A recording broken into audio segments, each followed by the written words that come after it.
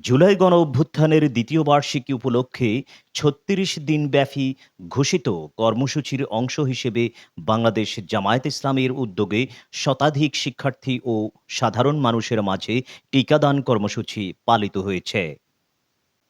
স্বাস্থ্য সচেতনতা বৃদ্ধি এবং শিক্ষার্থীদের সুস্থতা নিশ্চিত করার লক্ষ্যে বাংলাদেশ জামায়াত ইসলামী ঢাকা মহানগরী দক্ষিণের উদ্যোগে পল্টন কলেজে ঠান্ডা, জ্বর, কাশি প্রতিরোধে একটি টিকাদান কর্মসূচি অনুষ্ঠিত হয়েছে।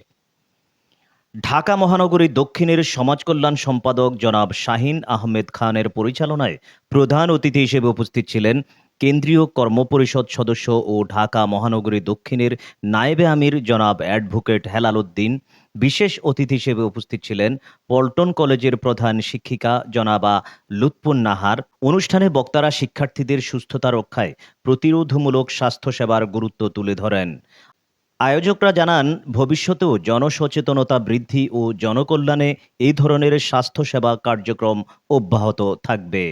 প্রোগ্রামে অন্যান্যদের মধ্যে উপস্থিত ছিলেন আরিফুল হাসান মামুন, সাকিব চৌধুরী, মাসুম হোসাইন, আনোয়ার হোসাইন সহ অন্যান্য নেতৃবৃন্দ।